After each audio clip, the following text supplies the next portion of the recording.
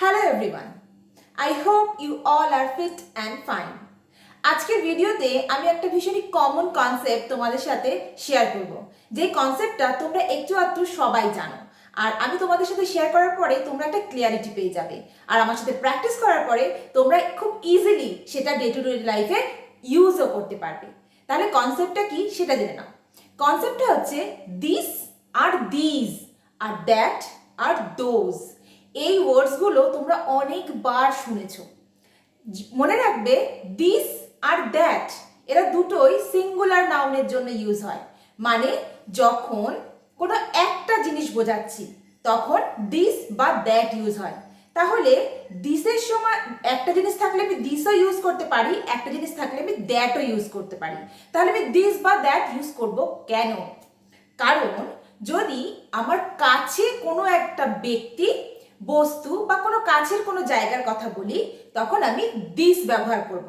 যেমন আমার সামনে এই স্টোরি বইটা আছে, আমি বলছি this is a story book. এইবার ধরো আমার ঘর থেকে একটা টেম্পল দেখা যাচ্ছে, আমি তখন বলবো দ্যাট ইজ এ টেম্পল। তাহলে তুমি শিখে নিলে দিস আর দ্যাট এর ডিফারেন্স। তার মানে কি, কাছের একটা জিনিস তখন বলবো দিস ইজ, আর দূরের একটা জিনিস তার জন্য বলবো দ্যাট ইজ। তার জন্য তোমরা একটা খাতায় লিখে নেবে দিস ইজ, দ্যাট ইজ। আর এই কথাটা কিন্তু বারবার বলবে, তাহলে যখন তুমি স্পিকিং এ ইউজ করতে চাইবে তখন কিন্তু তোমার কোনো রকম হেজিটেশন হবে না। চলো একবার প্র্যাকটিস করে নিই।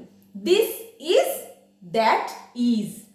This is, that is. This is, that is. তাহলে আমরা দিস ইজ আর দ্যাট ইজ এর কনসেপ্টটা ক্লিয়ার করলাম। এবার আমরা চলে যাব these are R those are.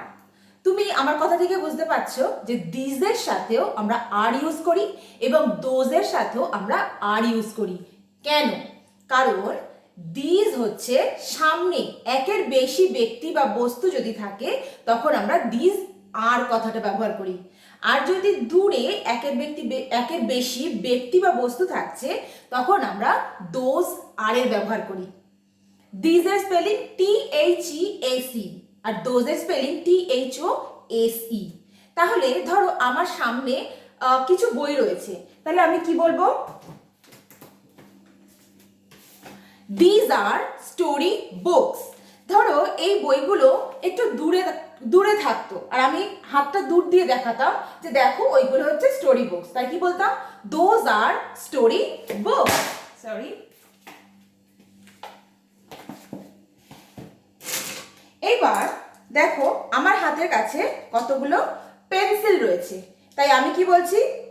These R pencils, মানে একের বেশি পেন্সিল রয়েছে। এবার আমার হাতে কিছু পেন রয়েছে, তখন কি বলছি? These are Pence.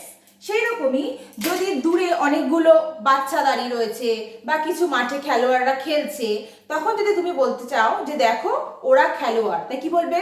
Those are players. বা যদি কিছু বাচ্চাদের দেখিয়ে বলো তাহলে কি বলবে? দোজ আর কিডস আর দোজ আর চিলড্রেন। তাহলে আমরা কিরকম ভাবে প্র্যাকটিস করব? These are, those are, these are, those are. চলো একসাথে প্র্যাকটিস করি। This is, these R, that is, those are. তাই যদি আমি একটু আরো প্র্যাকটিক্যালি প্র্যাকটিস করি তাহলে কিরকম হবে? দিস ইজ এ পেন, মানে এখানে একটা পেন আছে, আমার সামনে আছে। সেরকমই আমার কাছে যদি একের বেশি পেন থাকে তাহলে কি বলবো? These are pens.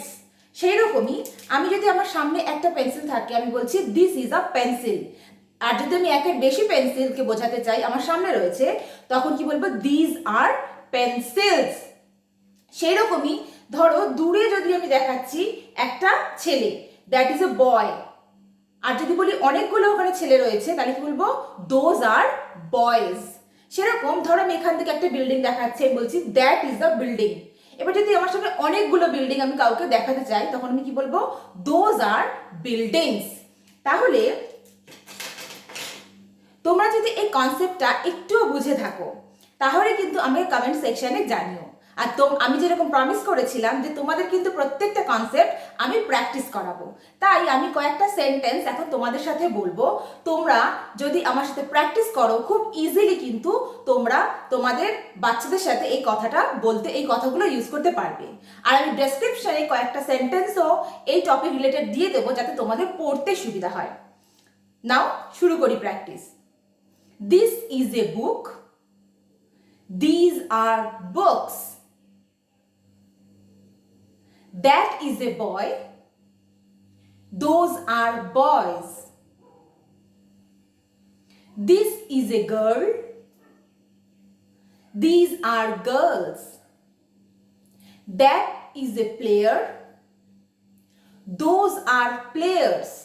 এই যে সেন্টেন্সগুলো আমি বলছি সেগুলো কিন্তু আগে তোমাদের আমি বুঝিয়েছি কোন সেন্সে দিস আর কোন সেন্সে দিস আর কোন সেন্সে দিজের ইউজ হচ্ছে, বা কোন সেন্সে দ্যাট বা কোন সেন্সে দোজের ব্যবহার হচ্ছে। তাই তোমরা কিন্তু পুরো ভিডিওটা প্রথম থেকে যদি না বুঝতে পারো আবার দেখবে। আর যদি তোমরা চাও যে এটাকে আমি আরও একবার আরেকটু ভালো করে বানাই তাহলে কিন্তু কমেন্ট সেকশনে অবশ্যই জানিও। আর ভিডিওটাকে শেষ অবধি দেখার জন্য অসংখ্য ধন্যবাদ।